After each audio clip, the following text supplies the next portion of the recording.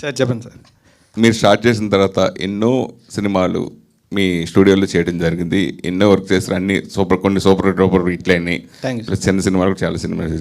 పర్టికులర్గా ఈ సినిమాని ప్రొడ్యూసర్గా మీరు ఎంటర్ అవ్వడం కోసం ఎంచుకోవడానికి మెయిన్ రీజన్ ఏంటి? సార్ ఈ సినిమాకి నాకు కనెక్షన్ ఏంటంటే ఫస్ట్ రవితేజ అండి. బికాజ్ ఈ టీంలో నాకు ఎవరూ తెలియదు ఎక్సెప్ట్ రవితేజ. అంటే మేమంతా యూట్యూబ్ బ్యాక్గ్రౌండ్ నుంచి వచ్చామండి. ఒక 2018లో చిన్న స్టూడియోగా, ఒక యూట్యూబ్ స్టూడియోగా స్టార్ట్ అయిన మా జర్నీ మాకు ఒక హీరో దొరికాడు అని గర్వంగా చెప్పుకోవచ్చు. ఎంతోమంది ట్రై చేస్తూ ఉంటారు, but the passion he shows. అంటే ప్రతి వీడియోలో ఇదే నా ఫైనల్, అంటే ఇందులో ఎలాగైనా ప్రూవ్ చేసుకోవాలని చేస్తూ ఉంటాడండి. ఆ డెడికేషన్ నచ్చి ఇతనితో చేయాలి సినిమా చేస్తే అని నాకు చాలామంది మెసేజ్లు పెట్టారు. ఇతను పోస్టర్ రిలీజ్ చేయగానే థ్యాంక్స్ అన్న, మా రవిని హీరో చేశారు అని. అది చాలు, that's where our success stores. నేను హిట్ కొట్టానని అప్పుడే ఫిక్స్ అయిపోయా. మనీ అనే సెకండరీ అండి, ఫస్ట్ హిట్ నాకు అక్కడ వచ్చింది. So that's where we started. And తర్వాత సినిమా చూసాక the way Rajasekhar did it, అంటే ఓవరాల్గా తన భుజం మీద చేసుకొని ఒక టీమ్ అప్ చేసుకొని అసలు ఎంత బాగా చేశారంటే స్టార్ట్ టు ఎండ్ ఎంజాయ్ చేస్తామండి ఒక సినిమా. ఆ కల్చర్ అంటే ఒక రాయలసీమ నేటివ్ కల్చర్లోకి మనం వెళ్ళిపోతాం. మన తెలుగులో చూస్తే మనకు చాలా కల్చర్స్ ఉంటాయి, అంటే యాస కానీ, నాది ఉత్తరాంధ్రలో ఒక కైండ్ ఆఫ్ స్లాంగ్ ఉంటుంది. కాకినాడ ఈ గోదావరి స్లాంగ్ ఒకటి, అట్లాగే కృష్ణా స్లాంగ్, తర్వాత రాయలసీమ, తెలంగాణ. ఇప్పుడు ప్రతి కల్చర్ని మనం ఈ సినిమా ద్వారా సెలబ్రేట్ చేసుకుంటున్నామండి. సో ఆ భాగంగా ఏదైతే మనకి ఉత్తరాంధ్ర సైడ్ మాకు కేర్ ఆఫ్ కంచరపాలెం వచ్చిందో, ఇక్కడ బలగం వచ్చిందో, ఒక రాయలసీమ స్లాంగ్కి ఈ సినిమా పక్కా హిట్ అవుతుంది నాకు గట్టి నమ్మకం అండి. సో మనం ఏంటంటే ఈ మధ్య మలయాళం సినిమాలు, కన్నడ సినిమాలు, మిగతా రీజన్స్లో సినిమాలన్నీ చూసి ఎంజాయ్ చేస్తున్నాం, వాళ్ళ కల్చర్ని మనం ఓన్ చేసుకుంటున్నాం. లైక్ కాంతార, అలాంటిది మన కల్చర్ని మనం ఎందుకు ఓన్ చేసుకోకూడదు, మనం ఎందుకు ప్రజెంట్ చేయకూడదు అనిపించి ఇది మేము ముందుకు తీసుకెళ్తున్నాం అండి ఈ సినిమాని. పర్టికులర్లీ రాయలసీమ వాళ్ళకి బాగా కనెక్ట్ అవుతుందండి. ఇందులో ప్రతి డైలాగ్ కానీ సో కోర్ తీసుకెళ్ళిపోతుంది మీకు. ఫర్ ఎగ్జాంపుల్ కొన్ని డైలాగ్స్ ఉంటాయి. ఫర్ ఎగ్జాంపుల్ నేను ఉత్తరాంధ్ర కాబట్టి ఎవరైనా ఫాదర్ వచ్చారనుకోండి, నాన్న వచ్చారా అని అంటారు.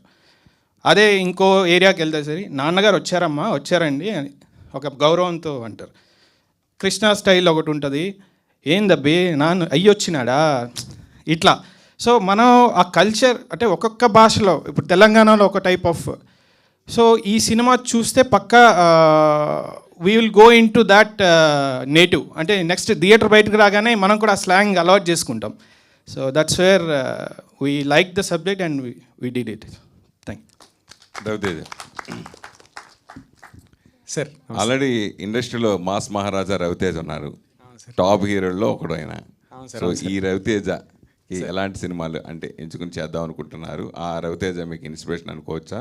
అలాగే ఇది మెయిన్ సర్క్యులేట్ కథలు, ఒక రాయలసీమ సంబంధించి కదా, ఎలాంటి హోంవర్క్ చేశారు? ఫస్ట్ క్వశ్చన్ వచ్చేసరికి ఆయన definitely inspiration sir. Because background లేదు, కాంటాక్ట్స్ లేవు, ఏదో ఊరికే సరదాగా స్టార్ట్ చేసాం, బట్ సమ్హౌ ప్యాషన్గా మారింది అది. కానీ ఏ సినిమా చేద్దాం అనే ఆలోచన వచ్చినప్పుడు చాలా నర్వస్గా ఫీల్ అయ్యాను సార్. ఎందుకంటే అందరికీ తెలిసిన పేరు అయ్యింది, అందరికీ తెలిసిన మొహం అయింది. ఇప్పుడు సినిమాల్లోకి వచ్చేసరికి అరే వీడు అందులో చేశాడు కానీ ఇందులో తేలిపోయాడురా అనే ఫీలింగ్ వచ్చేస్తుంది. అలా ఆలోచిస్తున్నప్పుడు వచ్చిన కథే సగిలేటి కథ సార్. ఇంకా కథ వినగానే ఓకే ఇలాంటివి చేస్తేనే మనం ఎదుగుతాం అని ఒక క్లారిటీ వచ్చింది, అందుకు సగిలేటి కథ సార్. హోంవర్క్ వచ్చేసరికి రాజశేఖర్ సుద్బూన్ గారికి నాకు నేనంటే కొంచెం నమ్మకం ఎక్కువ సార్, కానీ నా మీద నాకు అది లేదు. అది ఎందుకంటే ఆయన ఏం పర్లేదు బ్రో, మనం 2 డేస్లో పట్టేస్తారు మీరు స్లాంగ్ అని. నాకేమో వేరే స్లాంగ్ పట్టడం అంటేనే చాలా కష్టమైంది.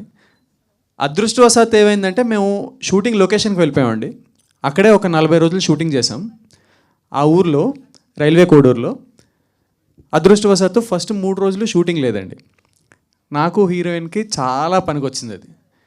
అక్కడ అందరితోనూ మాట్లాడి